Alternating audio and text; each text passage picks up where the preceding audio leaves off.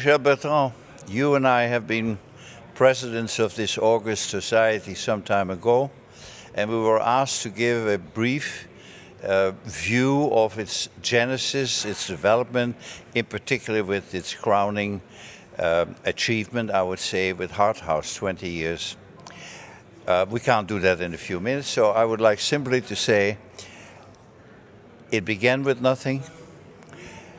Then there were people helped, countries helped, universities helped, and all of a sudden we had a European Society of Cardiology. And then you came and you started building our house. Tell me.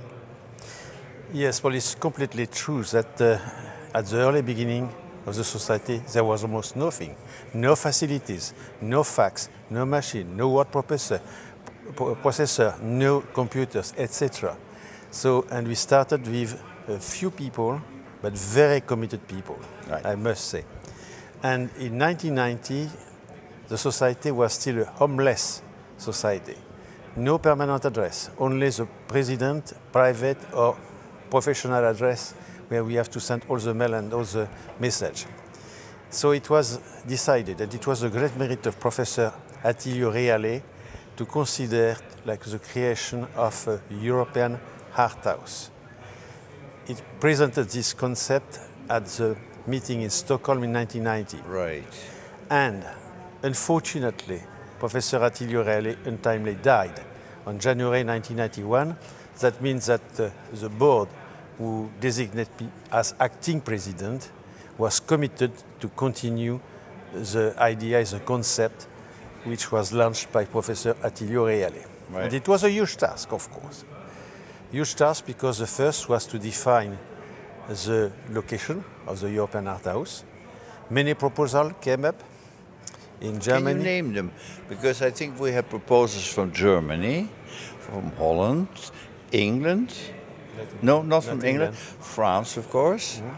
Mm-hmm. Switzerland was ruled out. Mm-hmm. Wasn't there also a proposal from Poland or something in the east, I thought? No, clearly the first proposal came from Amsterdam and Barcelona, which were rejected because the location was located in a private campus.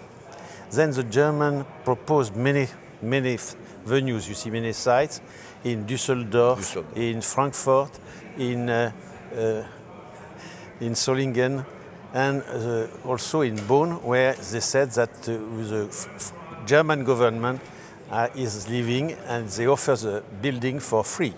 Right. That in between the board decided to implant the European Heart House in the south of France.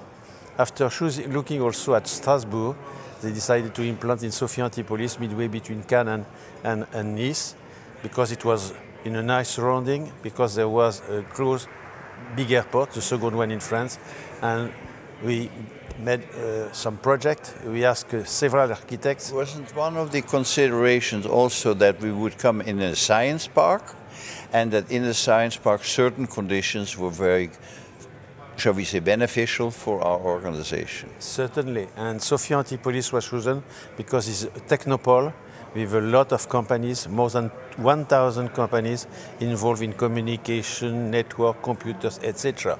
This was a good reason to choose Sophia Antipolis. And then, a few more words. How did you engage your architect? We made a competition, and we have a number of projects. We selected 3 projects, and after all, the board decided to see among these 3 projects, one of them were wonderful from the architectural standpoint, but absolutely unrealistic and unpractical. The other one was very rigid and somewhat a little bit sad. And finally, we have chosen the project that Mr. Schmelz, the architect, has proposed. And we have imposed to this man, to this architect, very strict condition. He should build this European Heart House within 1 year, because the Congress, the ESC Congress, was held in Nice in 1993, and we thought that it was interesting to make the inauguration at that time. So our time is up for the interview. I think it may be time for us to show the model and the photographs of Heart House. Exactly. Thanks for the interview. Thank you. ESC Congress 365 is your free access to ESC Congress content all year long.